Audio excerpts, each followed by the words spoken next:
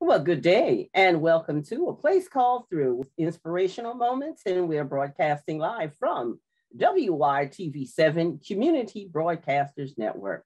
You know, we're all about a mission of hope, where our mission is to encourage, inspire, and empower people through life stories. And you know what?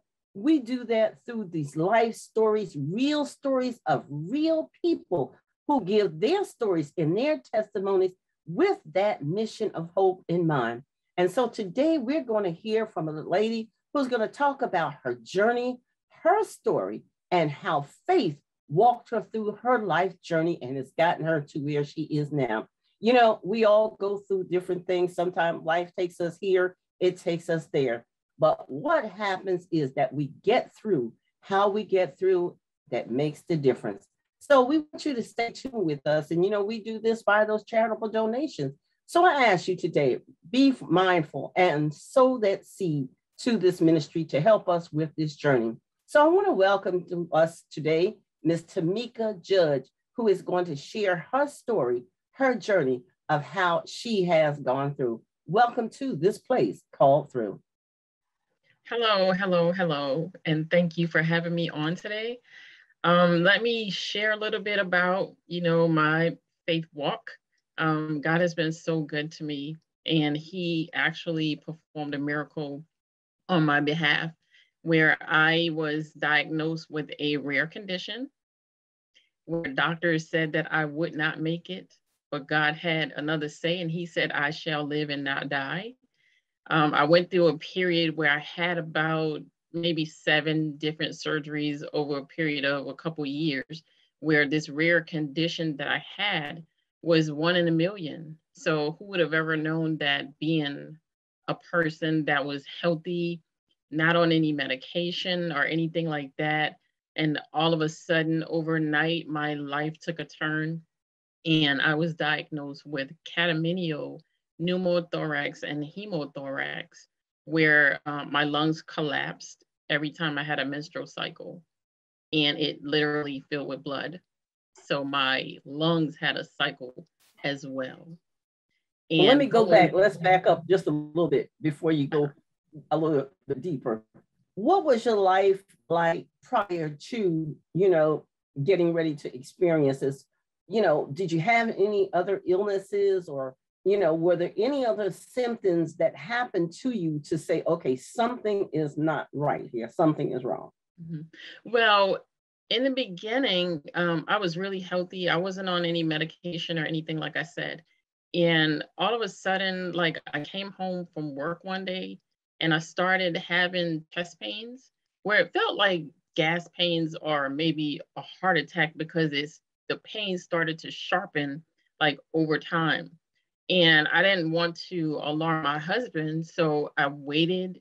And we normally like self-medicate, or we self-diagnose ourselves before we would go to the doctor. So the chest pains and the shortness of breath was overwhelming. And this pain just started coming. But throughout that night, it started to ease up. And I said, oh, okay, I'm okay. But it came back. And it was like, okay, what do you do now? Because I really don't know what it is. So I ended up going to the doctor. And my doctor didn't want to alarm me, because like I said, I wasn't on any medication or anything like that. So when she went to check me out, and she started with the stethoscope, listening to my lungs and the air passing through it, when she got to my right side of my lung, she looked at me and she said, I don't want to worry you or anything like that, but I don't hear any air passing through your right lung. So, I'm looking at her like deer-eyed, like, what is she talking about? Because I felt pain, but I'm okay. It's not like it's life-threatening. Little did I know, it really was life-threatening. So I ended up going to the emergency room after my doctor, checked me out. She contacted the emergency room to let them know that I was, on my way. And when I got there, they rushed me to the back. They did x-rays. They found out that my lung was collapsed and it was filled with fluid. At that time, we didn't know, what that fluid was. So they ended up doing a thoracentesis. And what that is to draw out the fluid so that the lungs could re-expand. And with them doing that, I thought I was okay. So once they took that fluid out and that lung re-expanded, I said, oh, I can actually breathe. So it's like a load was lifted off of me. So you automatically felt that difference. I felt the difference. Yes. So it was like you can exhale now without pain, because before, when I would like take a deep breath or even a little breath, it was hard.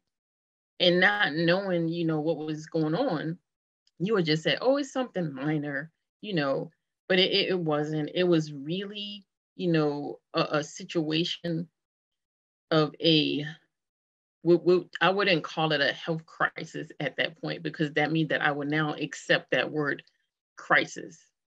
So I would call it a place of preparation, because that's where I was. So I had to get from the bed of affliction at that point to a bed of healing, if that makes sense. So and it does. So let's stop right there then. Okay, because you've gone through this first episode, unknown to you, that you didn't foresee this happening to you. You had no idea actually what was going on to you. So now we've got you here, the doctors have said, okay, this is the case. And so now you're feeling this sense of relief. So as you just stated, this place of preparation, this place of healing.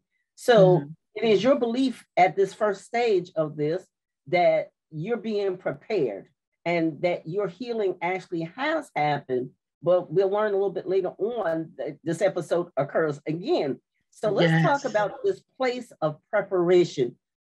Talk to me a little bit about this place of preparation. Okay, so I call it the place of preparation because, one, your body has to physically be prepared for healing. The next thing is your mind have to get prepared, to begin to believe in a matter of faith. So once your body aligns with the faith that you have, then you can accept the healing that God is preparing. So I also had to prepare myself to align with the word of God. So once you align with the word, because you have to speak that word into the atmosphere. And that's what I had to do. I had to take the word of God and remind him, hey, you said, that this was not going to take me out. So I didn't have anything else to hold on to. So it's that place of preparation where you have to make a decision on, am I going to accept the words that God gave me, that I will live, or would I accept the word of man when they told me that there wasn't anything else that they could do for me because my condition was so rare?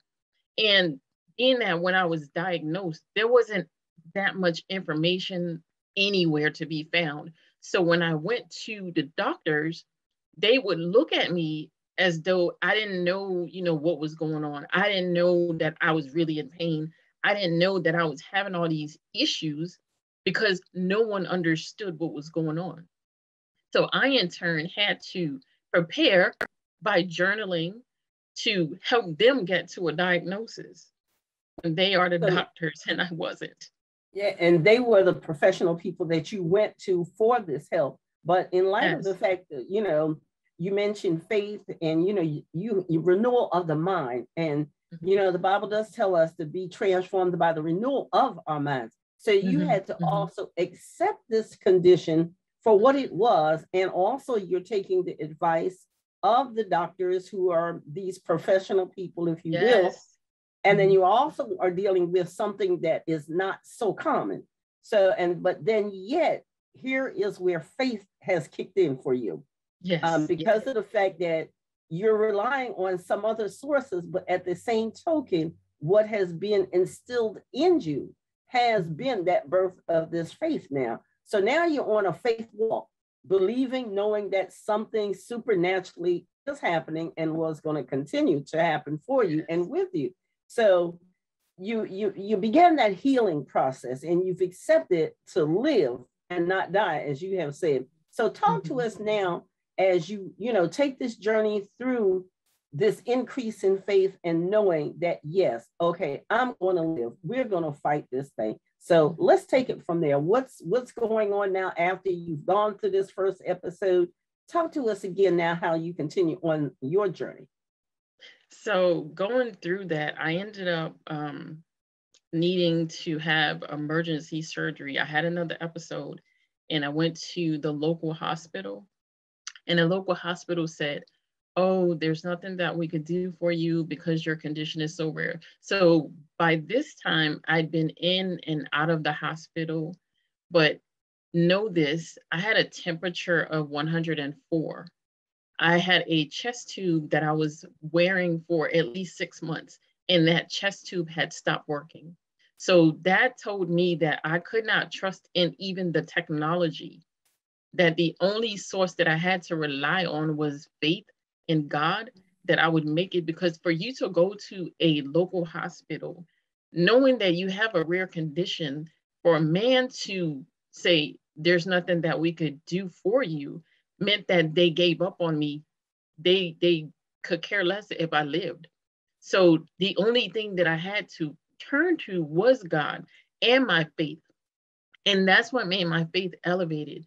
In that place of faith, I had the ability to hear God, because had I settled on what the local hospital told me, I may have went home and died. I may not have said, God, what do I need to do?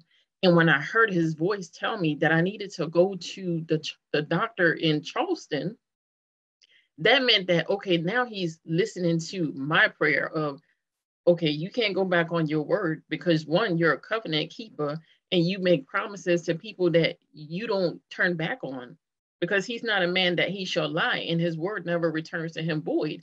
So if I am to remind you of your word and I'm able to hear your voice, then I need to move in obedience and operate in faith. And that's what I did. So to make a story short, when I got to Charleston, they had to do emergency surgery. But this is how when the enemy comes to mess with your mind.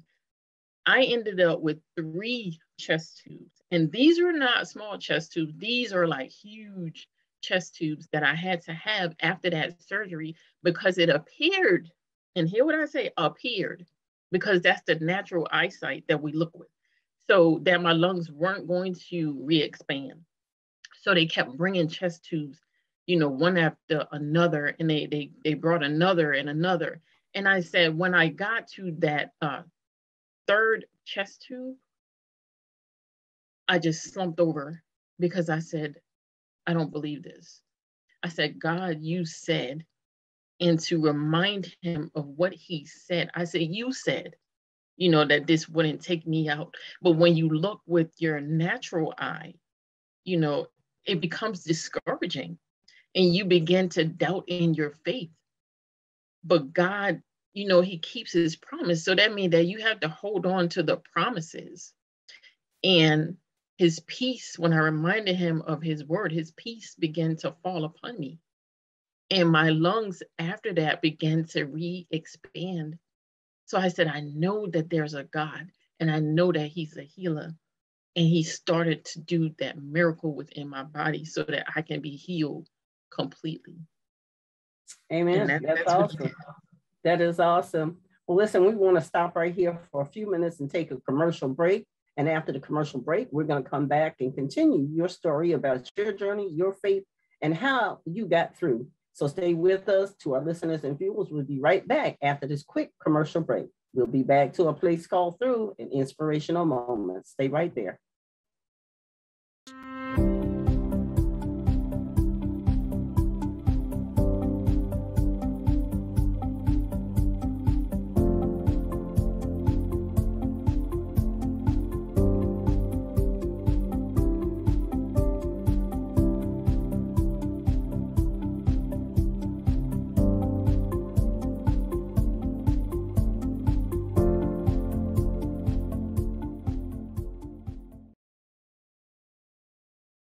And welcome back to A Place Called Through. I am your host, Patricia Wade Goings, and we're broadcasting from WYTV7 Community Broadcasters Network. And today we're sharing here inspirational moments with Miss Tamekia Judge, who has battled illness, lungs collapsing multiple times, and the doctors not knowing what to do or how to treat it.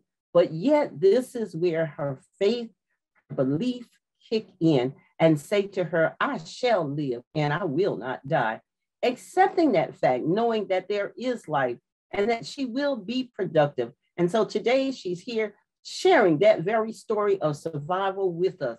And we're going to go ahead on back into it now that she's had several surgeries to repair what the doctors actually didn't even know, I guess, in some cases, what they were really doing. They just knew that they had to do something to help her. So, fighting with those collapsed lungs. Miss Judge, this has been such a struggle for you, but your faith has built and continuing to grow. So take us to this place now that you've had this surgery, you've been, through different doctors, different hospital after hospital. I want to ask, what was the effect on your family as you were going through this crisis, not knowing from day to day or week to week? Well, the effect on my family, one, I can tell you that they actually grew in their faith. They understood that miracles still happen, because when I appeared that I wasn't going to make it, God said differently. So they were able to be a witness at what God was able to do. Where man said that things were impossible, God says not so, that it was possible. So he made it happen. So it also allowed them to trust God even more. Whereas my faith, grew greater than a mustard seed of faith because of this, the trust that I have in God and that relationship, it went to another level. And the only way that you can make it in your faith is if you have a relationship with God. If you don't have that relationship, it doesn't matter what you do. You may not believe, you may not have increased faith, but it all starts with the relationship with God. And that is really important. You have to have a relationship. That is the most important key to your faith and to your healing, just day-to-day living. You've got to have a relationship with the Lord. And, here you are, you're in pain and you're not knowing, what's actually going to happen after you're having the surgery and having to go back and forth to the ER, numerous times. Your lungs are collapsing, you can hardly breathe. And, your faith truly has grown because of this. But what I found out in talking with you too is your belief. You believe actually that, yes, I am going through this, but I'm going to get through this. And I am going to get through this because you did something unique. You made that choice in spite of what you were going through, that you were not accepting those conditions for what they were, but you were accepting your greater, knowing that there was a promise of greater to come. And so, I applaud you for, being that person and allowing God to use you in that capacity. And so, and it's really significant here that your family, their faith grew because of what you were going through.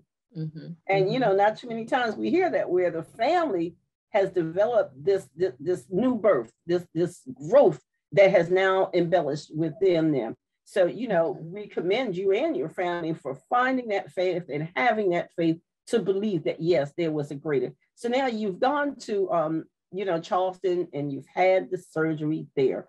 So let's talk about that process there.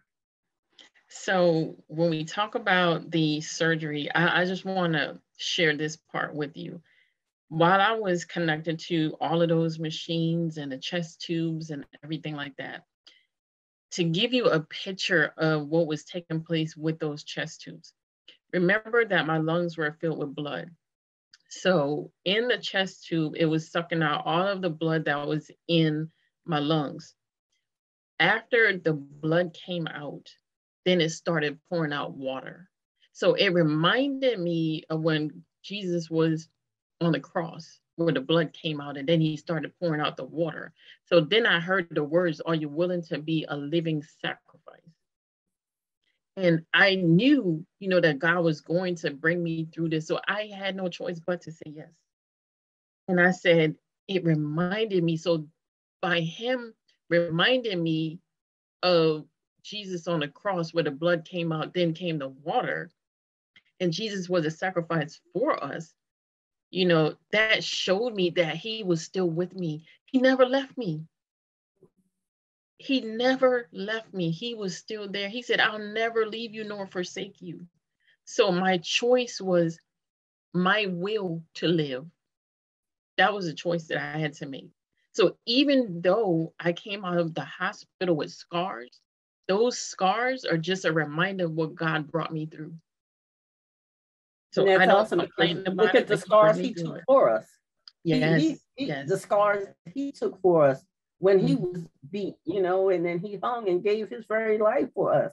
So it does, I can see the similarity here where it would remind you of Jesus, and the beatings that he bore for us. So he used you as a vehicle, even though you got beat down, because you'd been to the hospitals multiple times. The doctors couldn't figure out what was wrong with you, and they were just doing, what they thought medically was, I guess, necessary for you at that time. Right. But yet God chose to use you in a different way. And that right there, that's a miracle. That is your story of a miracle, and how, God will use you if you're a willing vehicle, I believe, and sometimes we don't want, because it doesn't look good, or it may not even feel, or you may not even think of it as something good. But that is the very thing, as you had stated before, the choice that you had to make, and that you accepted this. And so now you're at a place now, the healing actually has started for you. So where do you go now after you've left the hospitals? The tubes are all gone now. You've accepted your healing process, and because of your acceptance, it has actually happened. Where are you now? So where I am now, I tell everyone not to believe what man tells you, but just stand on the word of God, because he has the final say. So I go around and I inform everyone of me being a miracle. One, that I am a living testimony. Just because you see me, you will never, ever know what I went through unless I tell you. And so I go out and I just share, for people to have their faith encouraged, for their faith to be elevated, and for the faith that have, dwindled, for them to have it reactivated. And that's what I go out telling people. I just share with them to say, hey, don't lose hope. I always say, often that if I don't have anything else, I have hope, because hope and faith goes together. Because faith is a substance of things hoped for, and the evidence of things not seen. Now, I didn't see the healing at the end. I only had to trust God to know and to believe that he would heal me. So that's why I go out. It's like I'm on fire for God, and I don't like to see people's faith, inactive. I like to see active faith. So that's what I do. I witnessed that with you. I have witnessed that. Actually, to our listeners and our viewers, she actually prayed for me when I was battling with that sciatic nerve a couple of weeks ago, and I appreciate that strength, because it gave me strength to know that, okay, this was only a temporary situation, and I had to believe and know that you're going to move on, and thank God we have. So now, you're advocating, you're going out speaking to people about healing, and, giving these stories of hope in how we can survive in this place called through. So as you're out ministering to, different people from different walks of life, and you said you give those words of hope, would you share with our listeners and our viewers some of those very encouraging words that you offer to people as you're out? When I am out, I just let people know that, hey, you don't have to settle for where you are, because God said that we shall have greater, and that he is doing a work on the inside of us. And that if we hold on to his word, if we trust in him, if we believe in him, we can make it. We don't have to settle for what man says, but as we stand on that firm foundation of God, that we can make it. And I also, I wrote a devotional book called 1 in a Million Faith Saved by Grace. And that 1 in a million came from me being that 1 in a million of that rare condition that I had to go through. So I had to go through a journey to get to this place where I can help other people be elevated in their faith. And if you want to find out where my devotional book is located, I have a website. It's 1inamillionfaith.com. If you need to email me, it's Tamekia, it's Tamekia at 1inamillionfaith.com. And you can get the information off of the website and, have your faith elevated. And that's so awesome. And I really appreciate you being with us today on A Place Called Through. And to our listeners and our viewers, please follow her on her Facebook page. If she's giving you the information to call her, please contact her for more additional information. Saved by Grace. And, we want to give you that opportunity. We've got about 3 minutes left. Share with our listeners and viewers something real quick that would help them. Something real quick that will help you is to operate in the blind faith. You can't see it, but you must believe it, that the victory will be in the end and that God is doing a work on your side. Don't give up. Amen. Don't give up. Don't give up. As your sign says in the background, take a big, deep breath and know that everything will be all right. Just trust, believe, and have that hope and that faith because it will work out fine. Again, Ms. Judge, I appreciate you being with us today here on A Place Called Through. I've been your host, Patricia Wade Goings. I am also the author of Willpower, The Call to Rise Above. I am an evangelist and also a life coach. So for additional information, or you'd like to be my guest, and if you like these stories that you've heard here on A Place Called Through, please reach out to me in area code of 843, that is 608-9744, or by email at pgoingswp@gmail.com. You may also follow me on Facebook at A Place Called Through and visit my website for additional information at www.willpower, the call to rise above. We also want to extend to you this opportunity to sow your seed on our Giving Tuesday, which is November the 30th. So remember, sow your seed. Help us continue with our mission of hope here at WYTV7 Community Broadcasters Network, A Place Called Through, sharing that mission of hope to empower and to encourage others as we do so globally. Blessings and love. Thank you for tuning in to us today.